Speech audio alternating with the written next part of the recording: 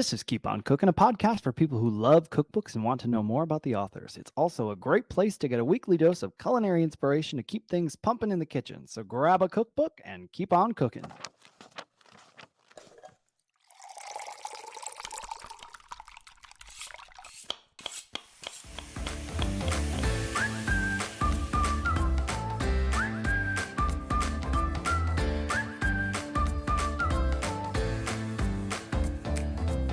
I'm Dustin Harder, and this is Keep On Cooking. Hello and welcome to Keep On Cooking, the only podcast dedicated to plant-based cookbooks. I'm your host, Dustin Harder, and I'm so happy you're here today, or this evening, this morning, whichever it is for you. Just glad you can join me. I'm here doing a little solo episode today. Just me in a book all by myself. I'm real excited. I'm excited to chat about Annie's Raw Food Kitchen by Annie Phyo. Now, if you've been listening, you know I've been playing a little game called Where in the World is Annie Phyo? Adding all those extra syllables to Phyo to make it fit into the tune there, but I can't find her. So she's off the grid for whatever reason. I'm going to assume good reasons for her, so I'm happy for her.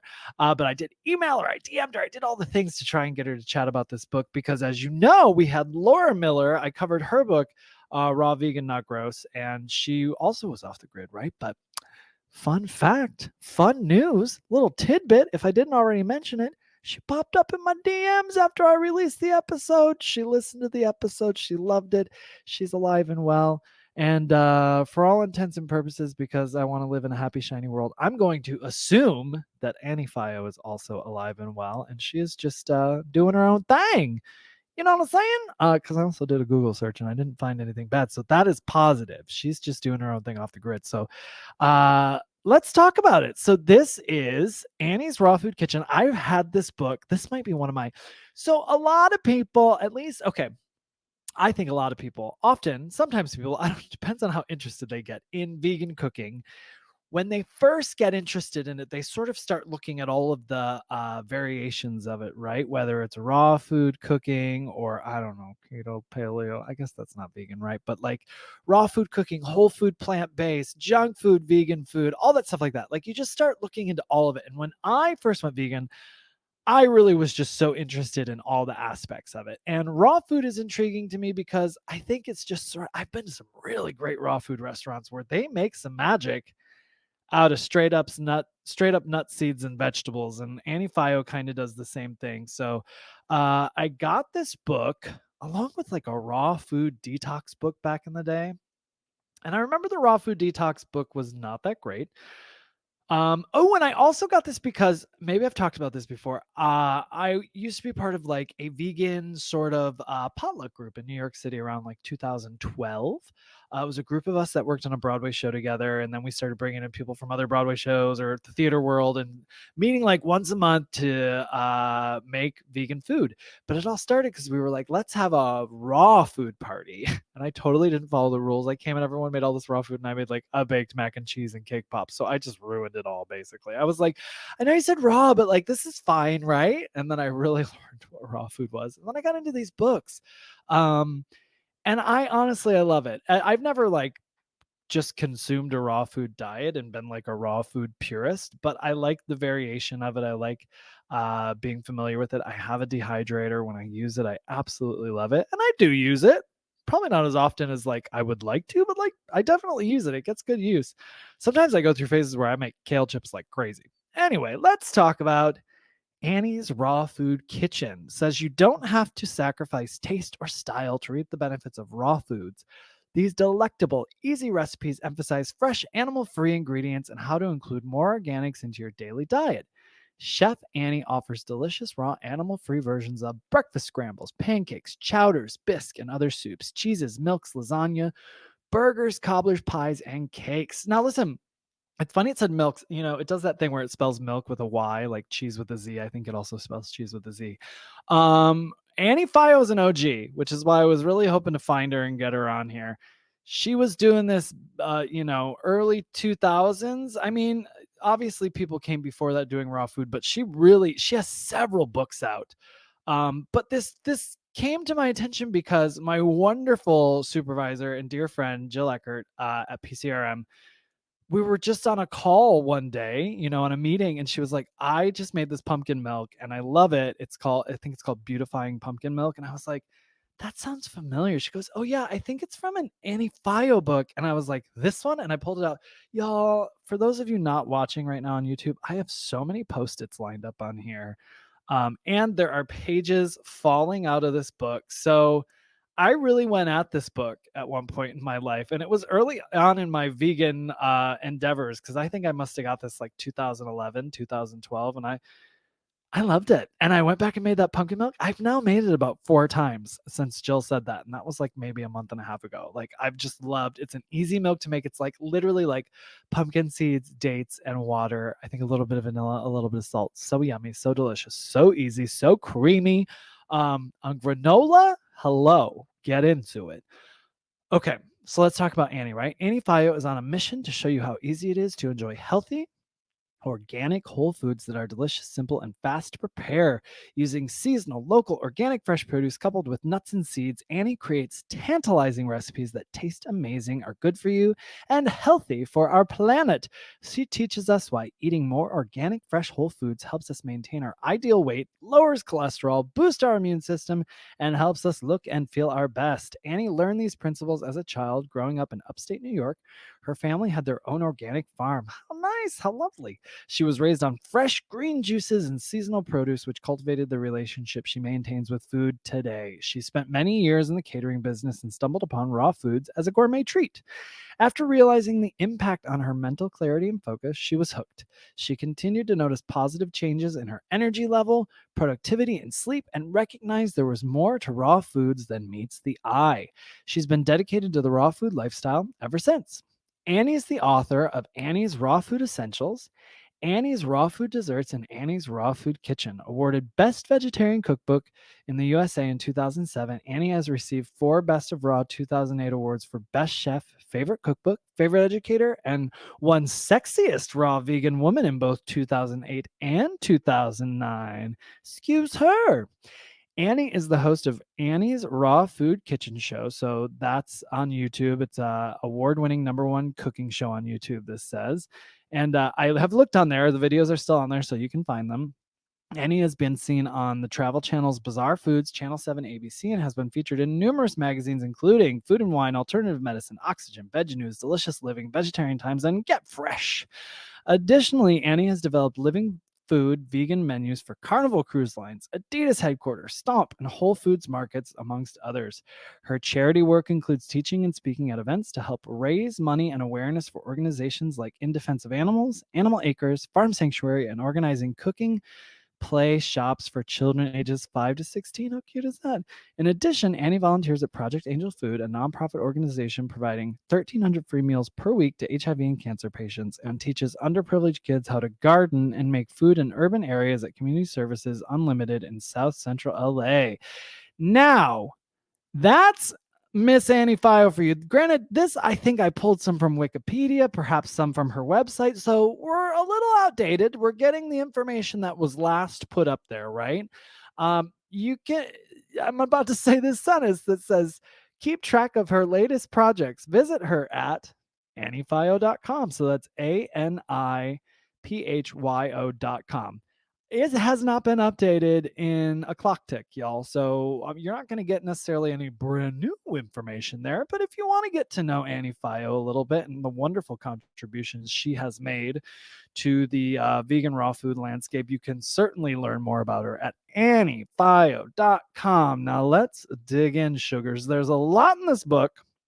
There is a lot in this book. So I'm going to be kind of quick about it because I just want you to get a glimpse of the recipes that are in here. And there's some that I've made. So, of course, I'll chat about those a little bit. But she's got a great introduction here where she talks about living foods and how they're healthy for you, best tools to have in your kitchen for raw living foods, going to the market and how to navigate the market when you're cooking raw. She's got a shopping checklist and best uses for this book, ways to use the book essentially. Now, she's got chapter 1 is drinks for radiance, darlings. We've got smoothies in here, the very blueberry, mango lassi, carob strawberry bliss, pina colada, pear frosty, black sesame jewel. Let's see what's in that black sesame jewel, babies. Black, so she's got pictures of her with her cute doggies in here. Black sesame jewel. She says, my mom tells me that Asia black sesame seeds are so powerful they're known to restore color to gray hair. Wow.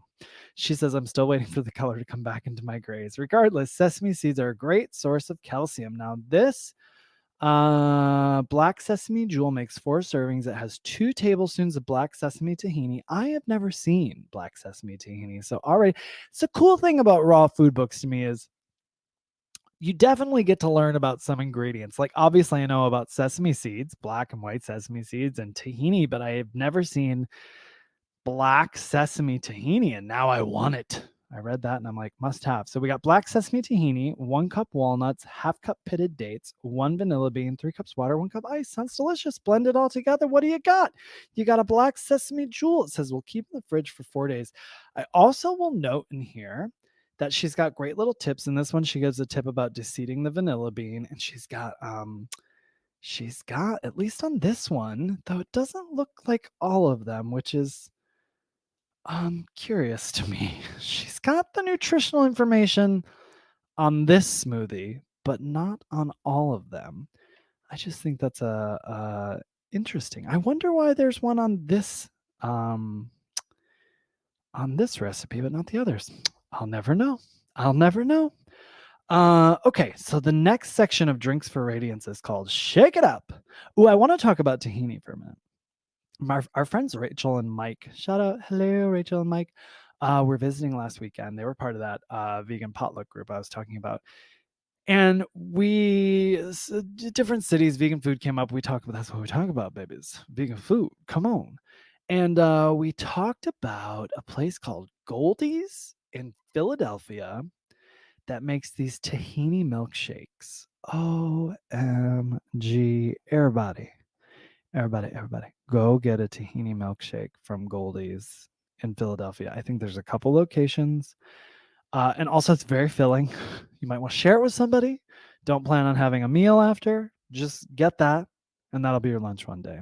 But yum, yum, yum, yum, yum. Okay, so the Shake It Up section of Drinks for Radiance. Brazilian carob shake, vanilla coconut shake, strawberry coconut shake, cherry malt, peachy cream, fuzzy navel, carob almond decadence, almond nog, and blue green power. Let's see what the blue green power is. I will say what's fun too, the reason there's so much in this book, the recipes are so short.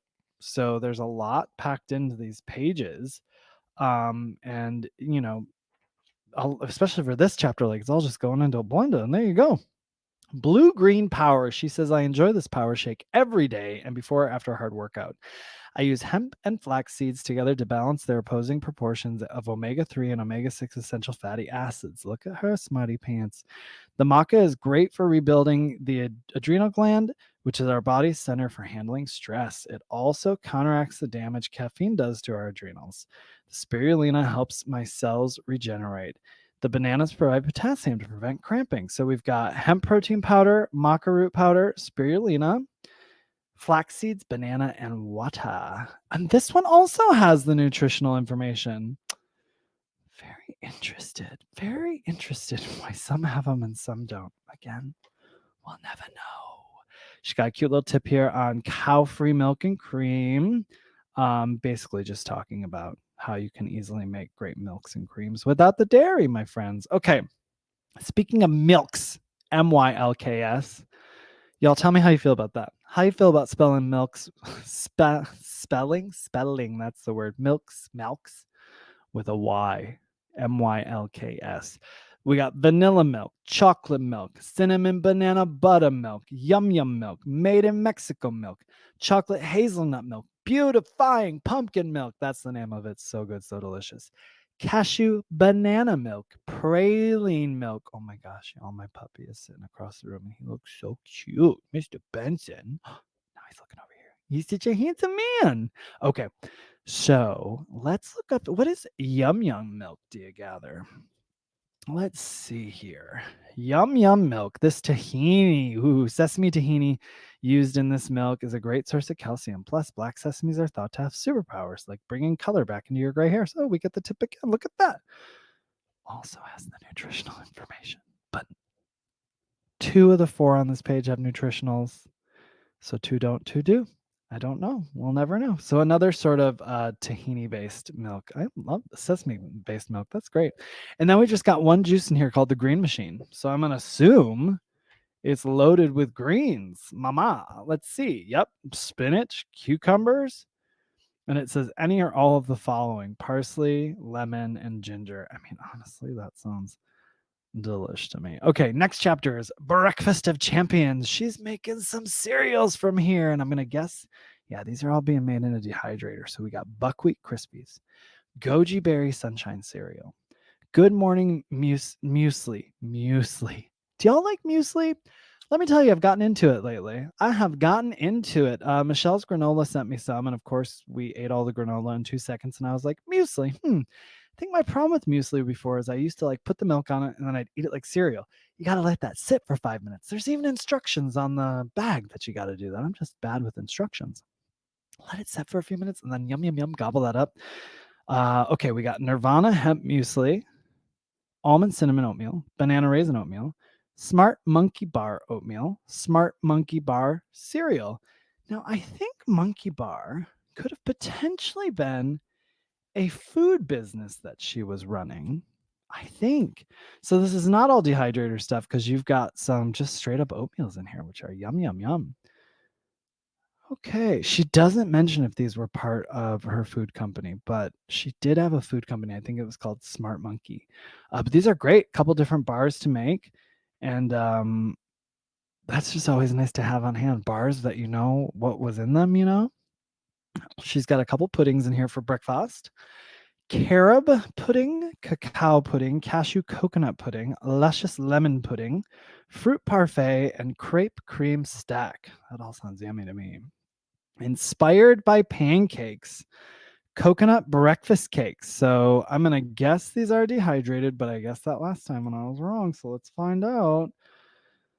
So it's got flax seeds in it, liquid coconut oil. Liquid coconut oil? I guess that means you can buy it in liquid. I would melt. You could melt it, I assume. Maple syrup, sea salt, and water.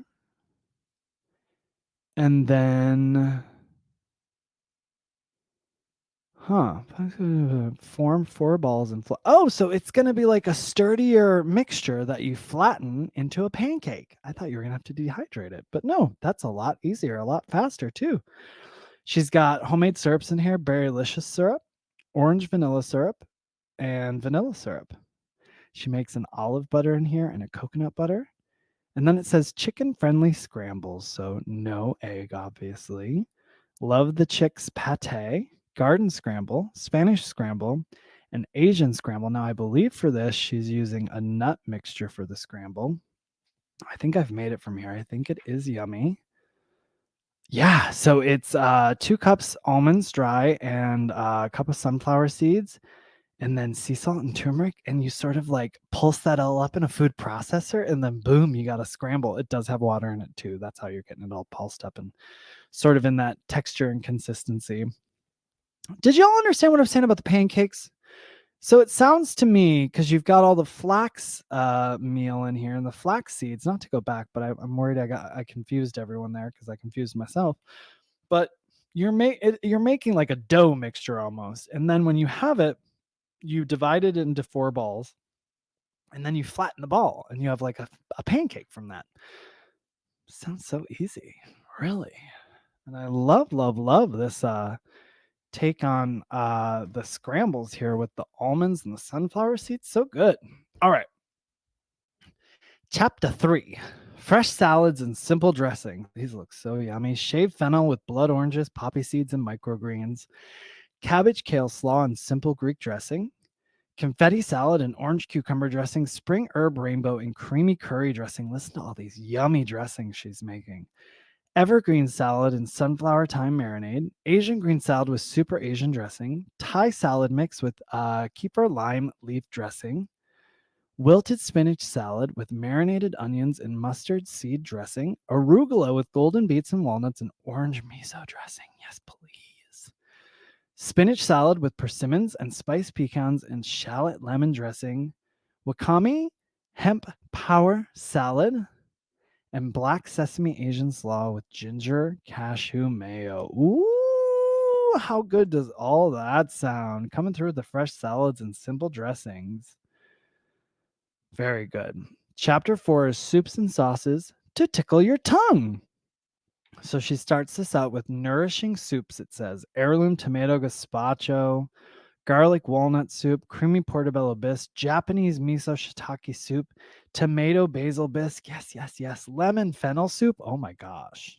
That sounds real yummy. Sweet corn chowder. Gotta have it. Spicy cream of avocado soup, home-style minestrone soup. And the next section is savory sauces and dips, sun-dried tomato marinara, garlic cashew aioli, miso gravy, creamy almond yogurt, tzatziki cucumber and yogurt, sun-dried tomato catsup.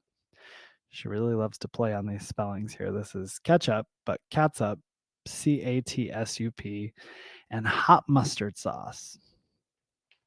All right, moving us into chapter 5, which is accompaniments and sides. Coconut chutney, walnut cranberry squash rice, Mexican squash rice. Now we're getting rice in quotations here. So let's see what we're doing for rice. Any thoughts, any guesses? What do we think it's going to be here? Let's see. She does have some photos in this book. Ooh, there's the coconut breakfast cakes. All right, I see. Smashed down. You got yourself like almost like a little puck of a pancake almost. Because you know how raw food does. Trying to be something it's not sometimes, but at least she calls it a coconut cake instead of a pancake. I'm looking for this rice situation, which is going to be page 140. Ooh, tips on hydration. I love a good tip on hydration here. Okay, rice. Let's see what it is. Put small batches of cubed squash and food. Okay. So it looks like your rice is going to be, in this case, butternut squash that's been pulsed into a rice-like texture. And that looks like what it is for most of these ones with rice. Okay, I hear you, gal. Haven't seen that one, but I'm here for it. I do love vegetables. I mean, rice is rice, first of all. But I do love adding some texture and some volume to my dishes with some veggie rice sometimes too. That's nice. So we got Thai-style cucumbers in here. Let's see what those are, shall we? She says, enjoy with pad thai noodles and almond sauce or mushroom risotto with white truffle-infused olive oil. So this Thai-style cucumbers are thinly sliced cucumbers with salt, basil, ginger, lime juice, and some red chilies. That just sounds yummy on its own right there. When you put those chilies in, I was like, hold up, I want some. All right, Brazil broccoli mash, cauliflower miso mash, Indian spice cashews, sweet spice pecans, Mediterranean dolmas, cashew sour cream and chives, sun-dried tomato hummus, black olive hummus. Oh, so those two are bean-free hummuses, sun-dried tomato hummus and black olive hummus. I love me some olives. I mean, that'd be like a tapenade, right? Right? Am I crazy thinking that? Pistachio pesto, rosemary guacamole. Let's check that out. Rosemary guacamole. We're doing some avocados, maybe with some fresh rosemary. Let's see. Serve with any wrap or roll from the Marish Mains chapter or put quarter cup scoop on top of any salad. It's avocados, yellow onion, fresh rosemary, lemon juice, olive oil, and a jalapeno pepper, baby. So that's your rosemary guacamole. We got red pepper corn salsa, cashew garlic parmesan sprinkle, asparagus and cheese with cheesy sauce. Let's see what her cheesy sauce base is. So asparagus with cheesy sauce. It's garlic, salt, sunflower seeds, lemon juice, turmeric, and water. All right.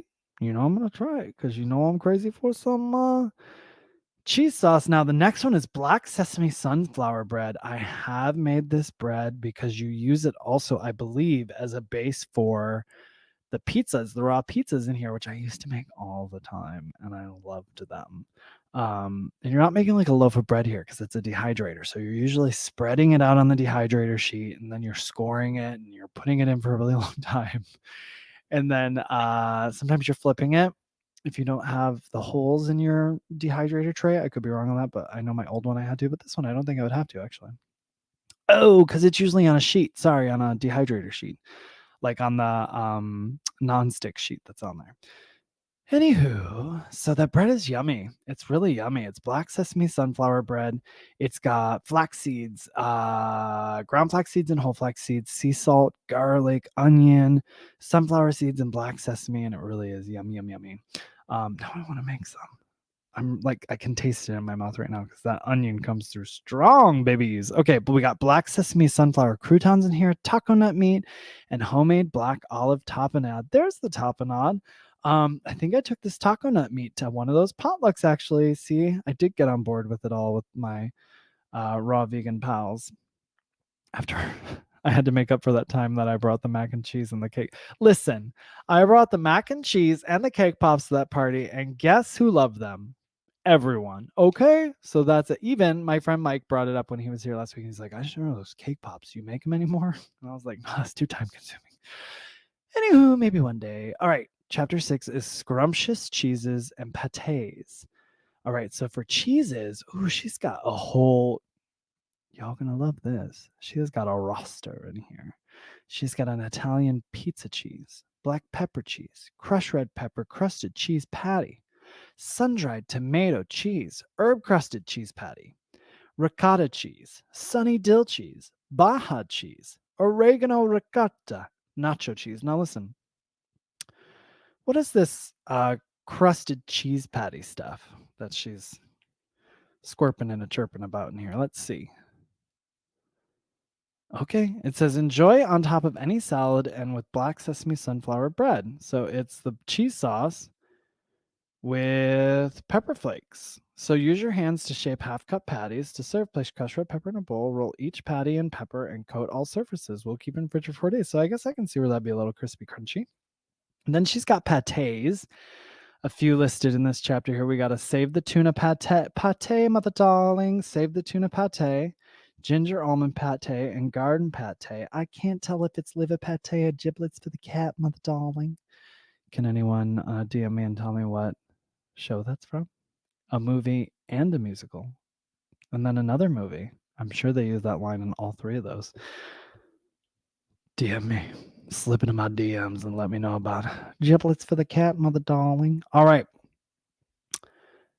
Chapter 7 is Moorish mains. We got wrap and roll for the first section with an Italian herb collard wrap, Thai spring rolls with dipping sauce, save the tuna wrap, save the tuna roll, and ginger almond nori roll. Now I just want to make some sushi, y'all. I want to make some of these rolls real bad. I got some nori sheets. That might be what I'm doing tonight. Okay, better than pastas. Fettuccine. So this looks like all sort of veggie noodles with some sauce. So fettuccine squash noodles and Alfredo sauce, angel hair squash pasta and pesto sauce, angel hair squash noodles and sun-dried tomato marinara, pad thai noodles and almond sauce, and mushroom risotto with white truffle infused olive oil. Yes, please. And now it says more main dishes that make you sing.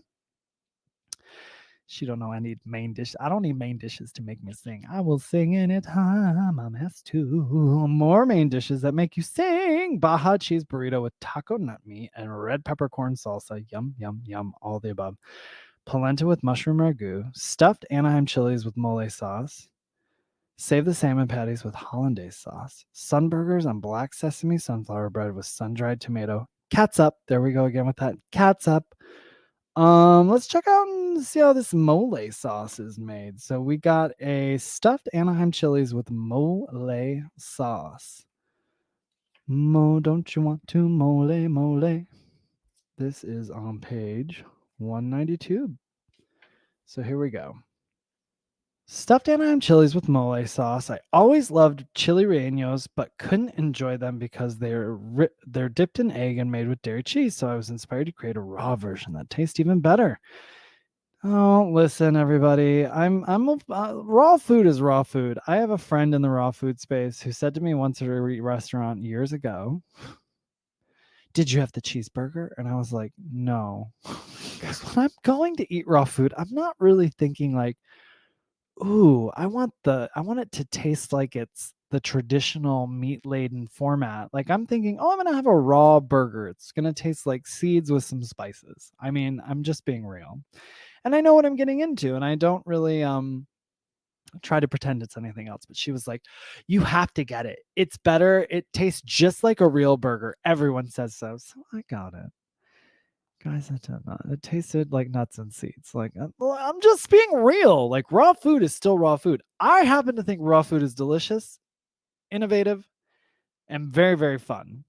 So I'm not hating on it. I'm just like very cautious when someone says it tastes just like the, traditional version. Okay. Okay. Now she says you can choose to put these stuffed chilies in your dehydrator for 4 to 6 hours before serving.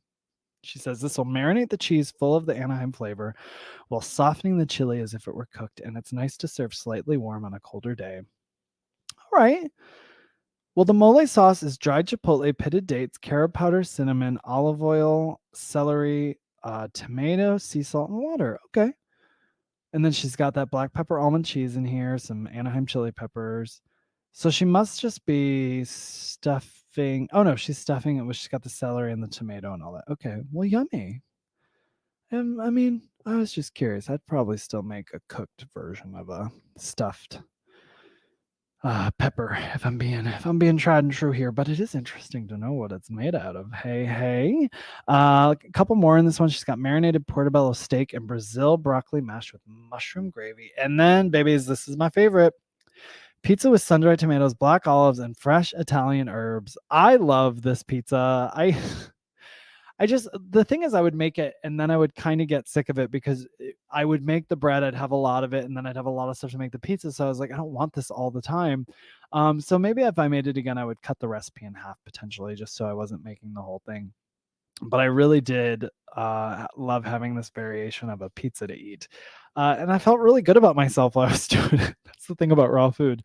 I felt satiated. It's very rich. I remember it was very rich because it says sun-dried tomatoes, but like there's a marinara that's made out of sun-dried tomatoes. So it was very, very rich. But man, was it delicious and so fun, like to be getting into the raw food stuff and making a pizza. Like it was just fun, right? I know there's probably so many. If you've listened this far and I'm saying raw food's fun, you're probably going, okay, sure. But it can be really, really fun. And I think these pizzas are a prime example of that. And we're moving on to decadent desserts, chapter 8. So we got dessert soups, strawberry swirl, blueberry soup with cashew cream, and fuzzy navel con cream. Now listen, she spells cream with a K too. So I'm not like in love with spelling words differently because I see it and I'm like, what's cream with a K? But I got it. I get the vibe. Plus, this was written. I don't even know what year this was written, and that was like the thing you did back then, y'all. This was written in 2007, so nothing but respect. Let's hear it for cream with a K. Okay, doing this in 2007. That is again, OG. Let's hear it for Annie Phyo. Let's hear it for Annie Phyo. Okay, pies and cobblers, all American apple pie, pecan chai pie on cashew crust, persimmon pie, summer berry cobbler, fresh mango cobbler, fresh mission fig and pear tart, coconut cream pie with carob fudge on brownie crust, and autumn pumpkin pie. Yes, yes, and yes. Okay, so cakes are next. I might be more excited about cakes than pie. I was really excited about pie just reading it now. Oh, we just released the episode while we're on the dessert chapter here of raw desserts. The episode of The Art of Raw Desserts by Crystal Bonnet of Crystal Dawn Culinary. And oh my goodness, that book full of so many beautiful photos that she's taken. Now, to me, the recipes, it's kind of like, well, Annie says these recipes are easy. Like, you got to be kind of like in the raw food world to be like, yeah, that's easy. Because if you're not, like, if you pick up that raw desserts book and you're brand new to raw food, you might be a little overwhelmed. But the cool thing about Crystal is she's got a whole website and classes dedicated to learning more about raw food, in particular raw food desserts, but she does it all. But man, it's cool to see what you can do making raw desserts. And so shout out to Crystal Bonnet. You can find that episode. It was just a few episodes ago. The Art of Raw Desserts. Speaking of, we're talking about cakes now in Annie Phyo's book, Annie's Raw Food Kitchen. We got deep forest carob cake with fudge frosting, coconut snow cake, carrot cake with cream cheese frosting. Then it says the real cheesecake. Oh, because like real foods. Get it? So I'm going to turn there now, see if she gives a little. Oh, this is where all my pages start falling out and falling apart. Let's see if I can get to the page I wanted to go to here, which was the real cheesecake. She says, I'm using agave in the cheese filling to keep it white in color. Feel free to use 3/4 cup pitted dates instead if you prefer to keep it truly raw. Just make sure to add an extra half cup of water as needed to help blend up the dates. Ooh, and then she says top with raspberry sauce or carob sauce. Yes. So the filling is cashews, lemon juice, agave, coconut oil, vanilla bean, and water. Now I'll tell you, she calls for vanilla bean everywhere in this book. I don't always have a vanilla bean on hand, and they're very expensive. So I use a little vanilla or a little vanilla powder. I also have that. So there you go. Do what you will with that, except for come for me. Don't come for me. So that's the real cheesecake. Then we got Florida orange spice bars. Now I just left that page, but now I want to know what makes a Florida orange spice bar. My in-laws are all from Florida. Maybe I got to make these for them. She gives no introduction on this, so I don't know what makes it a Florida orange spice bar. We're going to have to ask David. He's from Florida. Not born there, but raised there. All right. Carob crunch tort, lemon coconut bars. Yes. Dreaming about donut holes. I think I've made these donut holes actually. And again, it's more like an energy bite than a donut hole because it's raw, right? Here's a little post-it on here. She says, this recipe was inspired by Edie Schweitzer, a dear old friend of mine who's also an amazing living food chef. You won't be able to eat just one donut, so I recommend tripling this recipe. Donut holes will keep for over a week in your fridge, served with berry compote. I have made these. They're yummy. They have almonds, sea salt, vanilla bean, dried pineapple, pitted dates, shredded coconut. That dried pineapple is where it's at, babies. It gives you that ping ping pow of sweetness in there, plus the coconut. Yum, yum. Now she's got icy creams with a K. Respect, Dustin. Respect, Annie Phyo. Hazelnut gelato, vanilla macadamia ice cream, puckering lemon mint. Interesting. I'm very interested in that lemon mint. Fresh apricot sorbet. Then she's got some nice sauces here, carob sauce, raspberry sauce, and berry compote. I mean, I love me some sauces. I love my sauce on ice cream. I don't like a magic hard chocolate shell on an ice cream. I'll tell you that. I don't want hard stuff on my ice cream. I want sauces that like mix in with the ice cream a little bit as it melts, or in this case, icy creams with a K. All right, this takes us to our final chapter. It's Ganga's Dandy Dog Food. So Ganga was her dog, or is her dog, may still be with us, but there's 3 different things in here. So she's got Ganga's favorite pate, Ganga dog treats, and black sesame sunflower biscuits. Let's check out what's in the dog treats, shall we? To wrap things up from Annie's Raw Food Kitchen. Let's see here. Pate Genghis dog treats. She says it's important to keep your dog's gums and teeth healthy, especially since they're crunching down on dry kibble. These easy to make crunchy treats help remove plaque and freshen dog breath. Your dog may not be used to these treats at first, just like other new foods.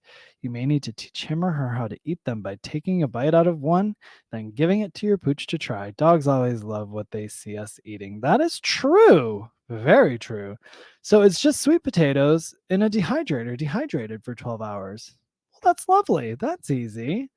Try to give my dog sweet potato treats that I bought once. I think I need to make them myself. He wasn't too into it. Maybe if I make them, he will be. So listen, that is a wrap on Annie's Raw Food Kitchen by Annie Phyo. If you know where she is, please slip into my DMs and tell me. I've asked you to slip into my DMs about 10 times on this episode. So if you're listening, I really appreciate you tuning in today. If you get a chance, I would love for you to rate, review, and subscribe this podcast. You know, we're getting close to our 100th episode, and this has been the little engine that could, like many projects for me, and we sort of just keep on trucking on. We've had so many fabulous authors on here to talk about their books, and I've dug into some great sort of archived books. I think, you know, some original books from the 70s and 80s talking about raw vegan food or just vegan food. And it's been so cool. So if you get a chance, I just appreciate you listening. And if you get a chance to share the love with rate, review, or subscribe, I'd be so happy and so thankful.